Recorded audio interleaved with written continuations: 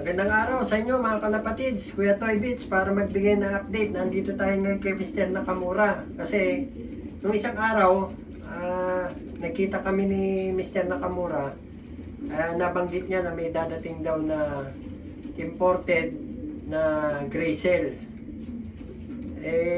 Kasi nga yung mga gray cell na nagpo-produce po rito sa Mr. Nakamura Loop, mga hen. So nagpa-import siya ng isang cup. Dalawa na yung hen dito na imported na nagpo-produce. At saka dalawang sayon na imported din na nagpo-produce sa kanya ng mga winner sa OLR at saka yung mga finisher sa OLR. Ngayon may nag-request po na atin pong subscriber na gusto niya raw pong mapakita yung mga winner at saka mga finisher ng OLR po na binabuyback po ni Mr. Nakamura at ibinabalik po dito sa loop namin. Magamat yung iba po na mga binayback niya, wala po rito. Siguro nandun sa mga kaibigan niya na kasi pinapahiram din minsan ni Mr. Nakamura. Iniiwan niya rito yung mga ibibreed po namin itong taon na to. Plus yung mga imported na dyan. Papakita ko po sa inyo isa-isa yung mga winner at saka yung mga finisher sa OLR na binabuyback ni Mr. Nakamura. Ang mga binabuyback lang naman niya yung mga magagandang mabibilis, yung mga speed magmula first lap hanggang minsan mayroon daw silang laban na 6 lap, minsan may 7 lap.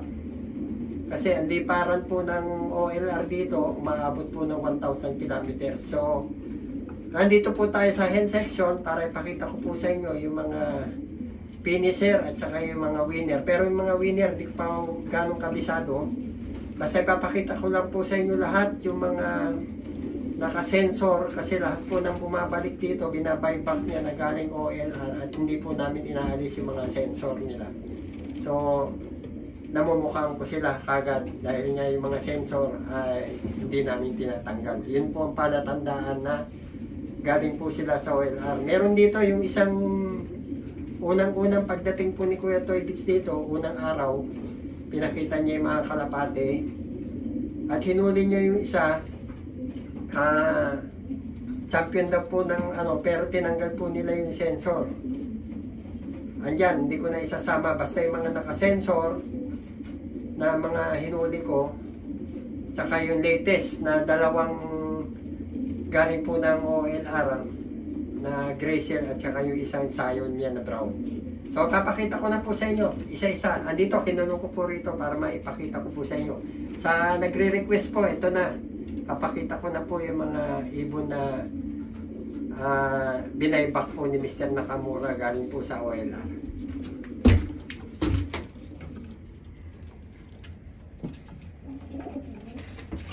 Dami na, basta hen po, ang daming binabuyback. Biscuit kak, bukas po, doon tayo sa kak, kasi masyadong marami itong hen.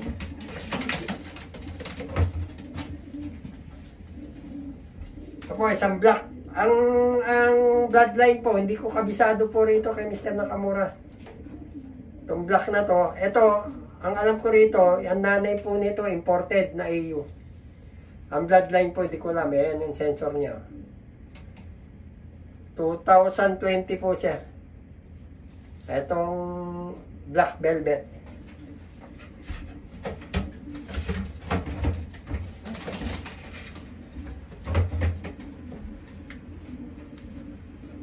Ito po yung checkered. Haliliit lang ng mga inahin, mga hen. Pero grabe, ang bibilis lumipad, tsaka matatalino. Kasi po, ang bilis lumipad, nasa talino rin. Kasi alam nila agad ang uuwian, kaya napapaagay pag uwi. So, yung sinasabi nung iba, may mga speed bird na hindi. Galing po sa utak yan. Ang pagkakalam ko po, kaya nakauwi na maaga, nakauwi na mabilis, dahil mautak po ang ibon. Yan. Nandun na rin sa speed, pero para sa akin, mas lamang po yung, alam niya po yung uwian, kaya siya mabilis umuwi. Ito. Yan po ang sensor. Ito, 2022.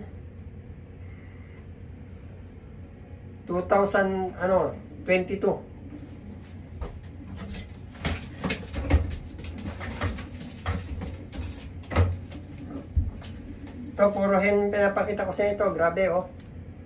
Kagandang kalapate. Ito naman,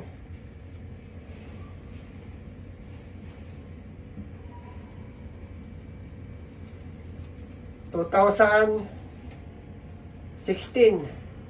Oh, ganda.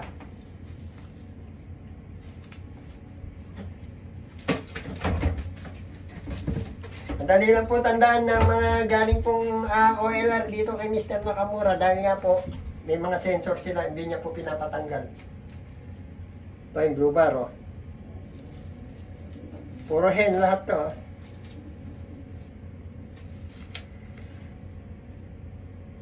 (2015).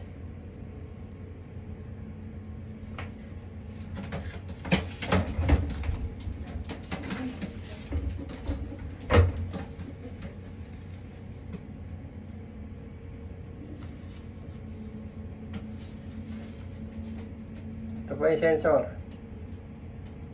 Ito yung ring. 2020.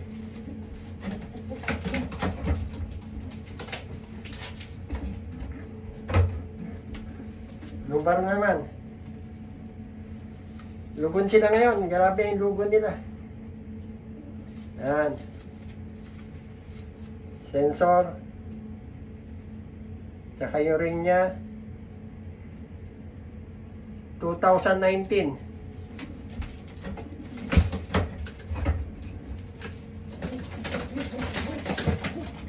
Daming hen. Ito, checkered.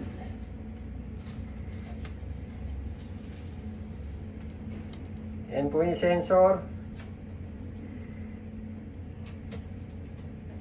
2016.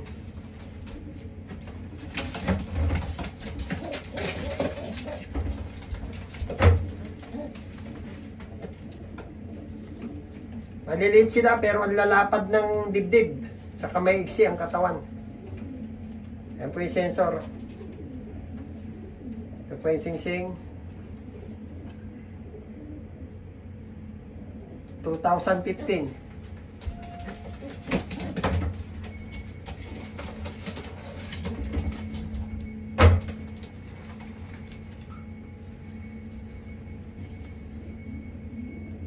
Checker dali. Sensor.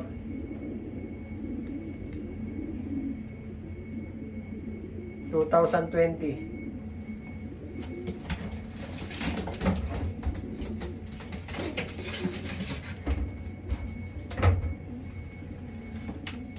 Blue bar. Bilib ka rin sa mga kalapatin to, mga kalapatids. Ang liliit. Ang lalapad ng katawan. 2020.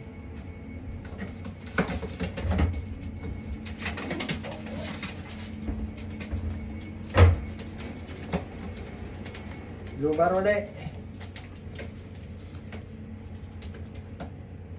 Ayan yung sensor. 2022.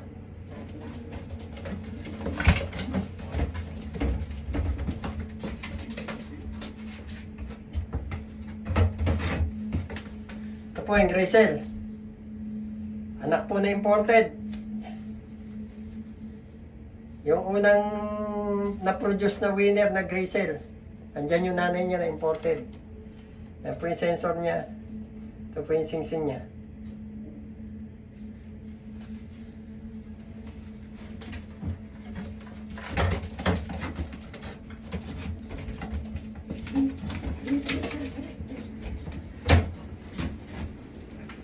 Ito po yung latest na binaybak ni Mr. Nakamura na hen. Ganda, oh. Tigas ng muscle. Ito yung sensor niya. 2023. Ito yung latest na nanalo nung December po ata to or bumalik dito or January na.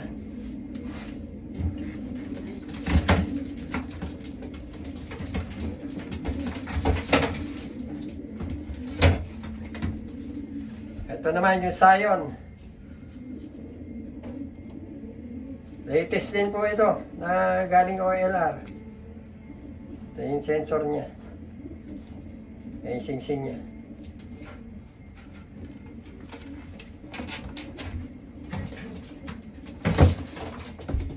So, yun lang po. Pinakita ko lang po sa inyo yung mga winner at saka yung mga finisher ng OLR. Dito po kay Mr. Nakamura. So, hanggang dito na lang po. At magpapaalam na po si Kuya Toy Beats. At bukas po, doon naman tayo sa section. Kasi ang pasok ko po ngayon, dire-diretso. Sabado, Linggo, Lunes, Martes. Kaya dire-diretso tayo dito kay Mr. Nakamura. So hanggang dito na lang po. Like, share, and subscribe na lang po. Saka pasensya na po. Medyo madalang tayo sa pag-upload ng ating mga update po sa inyo ng mga videos. Kasi nga po, baka yung iba nagsasawa na.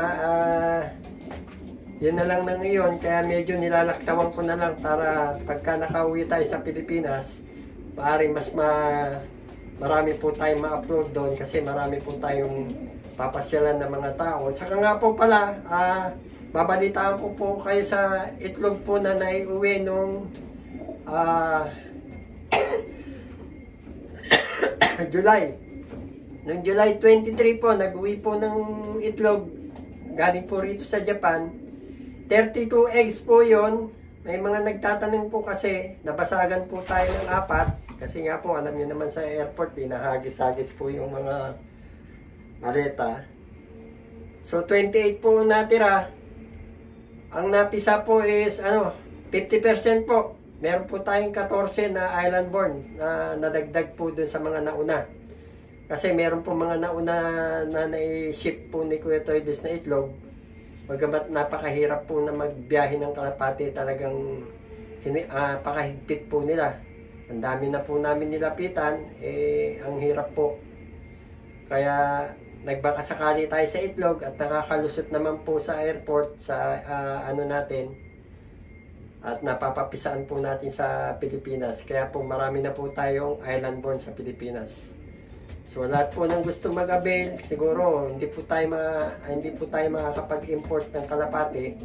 Mga island born na lang, legit po naman yun. Makikita nyo po magmula itlog, i-upload natin sa video hanggang sa napisa, hanggang sa nasingsingan, hanggang sa lumaki, at hanggang sa ibibreed po ulit. Kasi po, dito po sa amin po dito kay Mr. Hideyunin, sa kabilang loop po na pinagtatrabawan ko, ang purpose po namin, kaya nagbibreed kami, para po ibenta yung mga anak at sa Taiwan at saka China, pagka nakabili po sila kay Mr. Hideyunin, ginagawa pong breeder.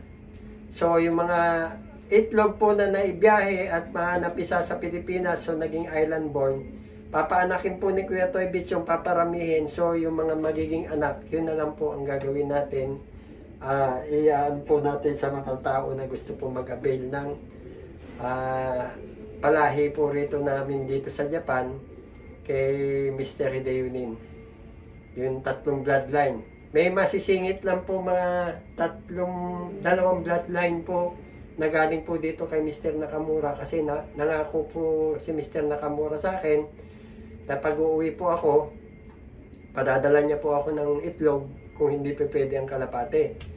So, may pag-asa po na makakakuha tayo, makakapag-uwi tayo ng galing po rito kay Mr. Nakamura na mga breeding niya po rito na sinasali niya po sa OLR. Saka isa po sa bahay, yung mga binigay po ni Mr. Hideyunin sa akin na kinukuhanan ko ng itlog at saka rito po kay Mr. Nakamura nang hiram po ako ng 2 pares na kinukuhanan ko po ng itlog na pinapauwi sa Pilipinas. So ayun na nagiging island born na kalapati po natin ngayon doon sa Pilipinas. Marami na po. So nadagdagan pa po tayo ng 14 etong taon na to, etong buwan na to. Malalaki na po sila. Bayaan nyo at i-upload namin yung mga video. Hindi pa po namin aayos pagtuktong-tuktungin. pagka ano i-upload po namin. Nandun po sa partner ko po sa Pilipinas. So hanggang dito na lang po. Like, share, and subscribe na lang po para kay Kuya Toy Biz. Maraming pong salamat sa walang sawang tumatangkilik sa YouTube channel ni Kuya Toy Biz. Hanggang sa susunod po, doon naman po tayo. Papakita ko po sa inyo yung mga winner tsaka finisher po doon sa CAC section. Maraming salamat po. Arigato. Bye.